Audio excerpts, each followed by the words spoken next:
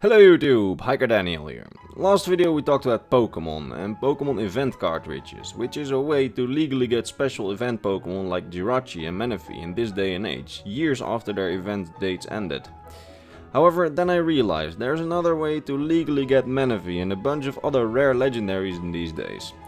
You need to then transfer them from the Pokemon Ranger games, so I thought, let's talk about Pokemon again. And this time let's talk about these rare transferable Pokemon.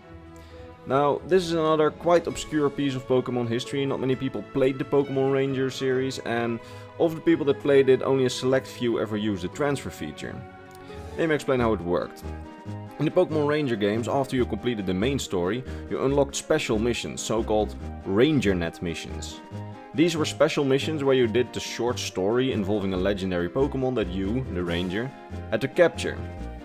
And you then had to calm it down after you became a Master Ranger in the main story.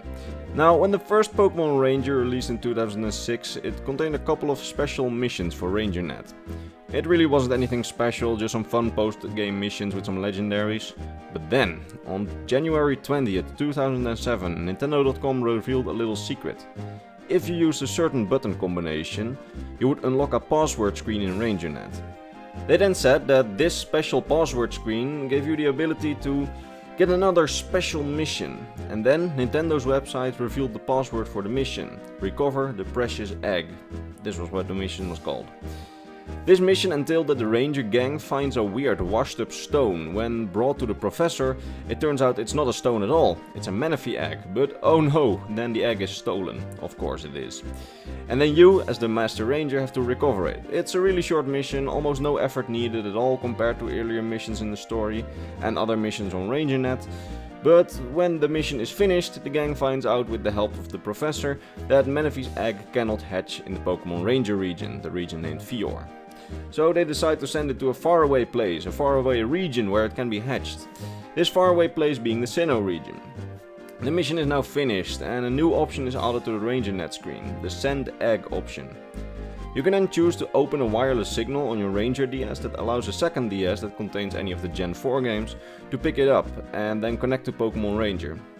Then, if you do everything right, you obtain the Manaphy egg that you help bring to safety in your Pokemon Ranger mission. In your Gen 4 game, you can then pick the egg up from any man at the Pokemon store and you have a Manaphy egg. Then when you walk enough, you hatch it and you can transfer the Manaphy you get from it all the way up to the newest generation. Something that I did if you look in the pictures. This gives you a really rare legendary Pokemon in your newest games that is fully legit. Now, a bit of a warning here. Every cartridge of the original Pokemon Ranger games can send this Pokemon. However, it can be used only once for a Manaphy egg per cartridge.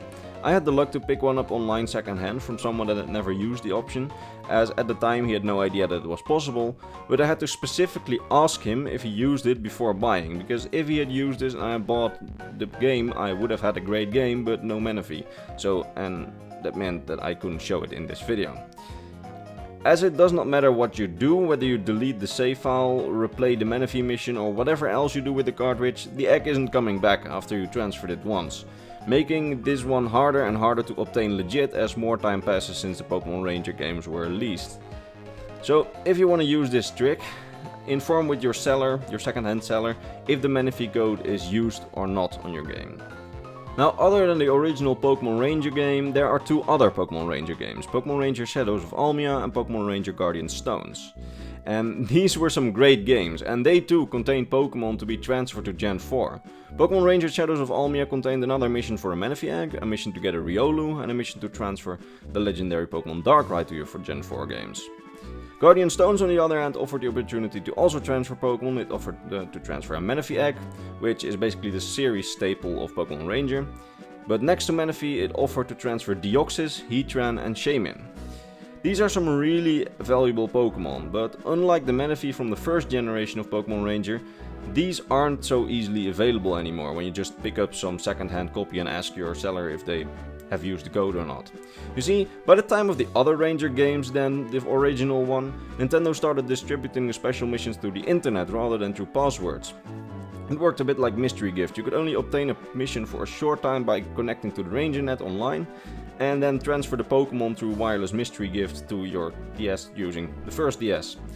It was really cool, as these gave you unique wonder cards, like I show on screen. The problem is that any cartridges out there in the wild with these missions loaded on them have already had the Pokemon ripped, because you need to know specifically what you were doing at the time to get these missions, and if you got the missions, you definitely got the Pokemon. There's no way you got the missions, but never got the Pokemon to your newest gen. And the people that didn't know about it, well, they just missed out on it, and the mission would never be there on their cartridge. So if you buy a second-hand cartridge of Shadows of Almia or Guardian Stones these days, it probably won't have the missions. But you know, this would not be the internet if I wasn't gonna show you what it looked like. You see, online people have uploaded save data containing the missions for ROMs. Meaning that if you have a ROM loader R4 card and you have a ROM of one of the Ranger games, you can use these saves to then still transfer Pokemon by using the save data that have the missions on them. That way you can still play the missions. The receiving game and Pokebank and other future games will assume that this Pokemon, whether it's sent from a ROM loader or a legit cartridge, is 100% legit. I had a friend with a ROM loader set this whole setup up for me, and as you can see, we now have a Darkrai that the game thinks is 100% legit and has a custom wonder card. It can be transferred to the newer games via Pokebank, like you see. We only tried it with Darkrai, but I assume that it works largely the same with the other Pokemons and the other games. So if you want, you can give that a try. Now, being able to transfer rare Pokemon to main series from spin-off games is nothing new, but it's something that really took off during the Ranger era, as aside from select events, there is no way to get these Pokemon outside of Pokemon Ranger. And can I say something here? I really like this system, were it not that the 2 out of 3 Ranger games make it impossible to get it legit these days. However, this was a short overview of the Ranger transfer Pokemon, and I really hope that you liked this video. If you did, consider watching some of my other Nintendo history videos. And if not, our time together here was fun, I suppose.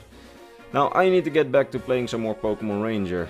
Dear Arceus, I love these games, but there's probably never gonna be another one of them, unfortunately.